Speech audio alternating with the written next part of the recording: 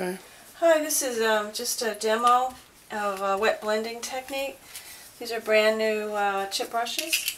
You want to get all your brushes wet before you put them in any paint. It's good to have here a two sources of water, if not three. Dirty water 1 and then rinse dirty water 2. And usually you rinse out your brush here, damp it off on a towel, and then you can go into that one when you're trying to switch colors. The first step for wet blending is, there are several ways to do it, but this technique I'm going to show is where you actually wet the paper first.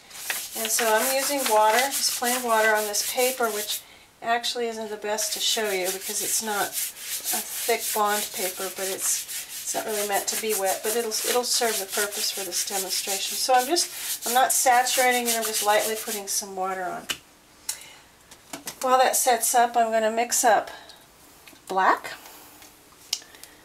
paint and maybe about a dollop, a quarter's worth in size.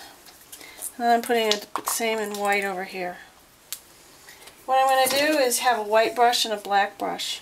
I'm going to come in from the paint to the paint blob from the side with my wet brush. And then I'm going to just start laying it on. And like I've said before, painting is all about the viscosity of the paint. So you're going to keep a back and forth action between the water and the paint.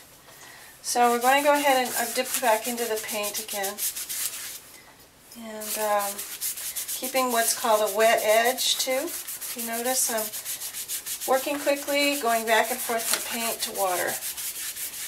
Now I'm going to go ahead and put a little more water back over the rest of the paper because it's drying up already. And even though it's got a little black in it, that's okay.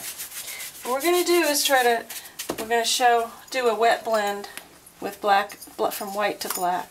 I'm going to go ahead and put white now on this white edge of the paper. I'm not worrying about it being perfectly white. It's just the idea. This technique will help you with modeling things and making things look three-dimensional and round, and will help you with creating illusionary effects that you want. So I'm coming back in with some black too. And what you're trying to do is basically paint a grayscale. And so I'm coming back in with some black, with my black brush. Now this is where the cross-hatching technique really is effective. Basically it's a series of X's.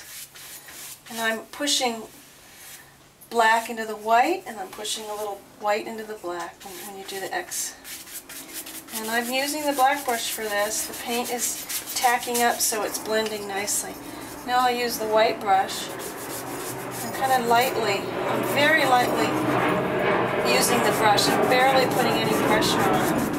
Using it almost like it's a feather, and in fact it's called a feathering technique. So this is where we go with it. You could keep using the feathering technique and getting this very smooth, but that's not necessary. I'm going to show you how to rinse the brush in the dirty water first, tap it off, then you can go into here. It's just a good practice to use when you're painting, to have a dirty water. It gets really dirty, and then you have a clean water. Okay, so this is enough of a demo to show you how smoothly you can go from black to white. You can do this with purples to yellows, going from one complementary color to the other. Such, for example, this painting here on the wall. This purple has a little blue in it. This yellow had a little red in it. I'd like you to try blending, not colors straight out of the tube. I have two cool colors I started with on this side, two warm colors on this side, and gradually with the two brush technique blended them together. So I'd like you to try the two complementary colors mixed in with at least one other color. So you have something like blue and purple and yellow and red. You can try that. Look in your book under complementary colors and see what else you can try. But do at least one with this color combination and then one with black and white.